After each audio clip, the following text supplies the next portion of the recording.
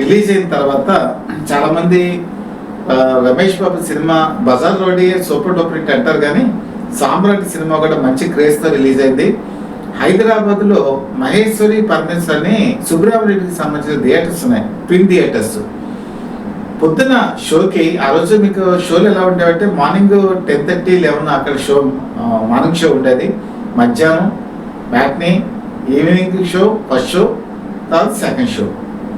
ఈ సినిమాకి మార్నింగ్ షోకి సినిమా ప్రారంభం అవుతుంది అనుకున్నప్పుడు తెల్లవారుజామున 2 గంటల నుంచి హైదరాబాద్లో అంటే పలు ప్రాంతాల నుంచి అక్కడ అభిమానులు వచ్చి సందడి చేశారు, పెద్ద క్యూ లైన్.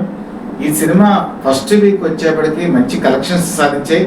కొన్ని చోట్ల అయితే రికార్డు కలెక్షన్లు కూడా సాధించాయి. ముఖ్యంగా విజయవాడ, విశాఖపట్నం ఇలాంటి సెంటర్స్లో కూడా మంచి కలెక్షన్స్ సాధించింది.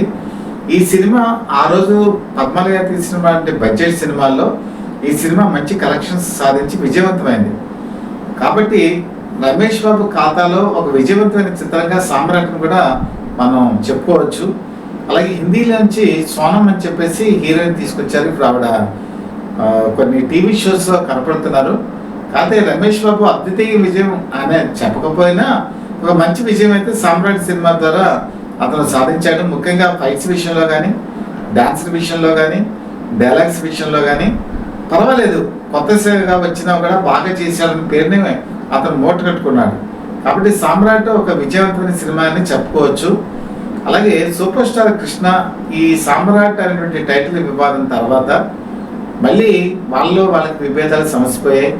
రాఘవేంద్రరావు మళ్ళీ 1999 సంవత్సరంలో రాజకుమారుడు అనేటువంటి సినిమాని మహేష్ బాబుని హీరోగా పెట్టి తనే డైరెక్షన్ చేశారు. అందులో ఒక సాంగ్లో కూడా సూపర్ స్టార్ కృష్ణ నటించారు.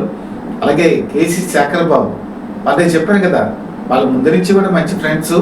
ఆ రోజు రాజకీయ విభేదాల వల్ల వాళ్ళు విడిపోయారు, కానీ తర్వాత ఈ సినిమా తర్వాత మళ్ళీ వాళ్ళు 1990 సంవత్సరం తర్వాత మళ్ళీ ఫ్రెండ్సే అయ్యారు.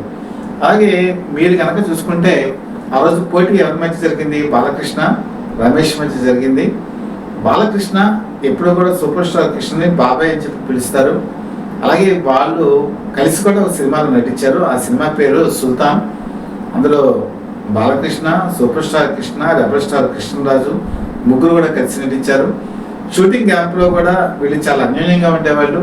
అలాగే మీకు మా కథానాయకుడు, మహానాయకుడు ఈ సినిమాలు తీసినప్పుడు కూడా ఆ సినిమాలు ప్రారంభోత్సవాన్ని కానీ లేకపోతే ఈ ఓపెనింగ్ లాంచింగ్ విషయంలో కానీ చాలా విషయాల్లో బాలకృష్ణ వచ్చి సూపర్ స్టార్ కృష్ణని కలిసేవాళ్ళు.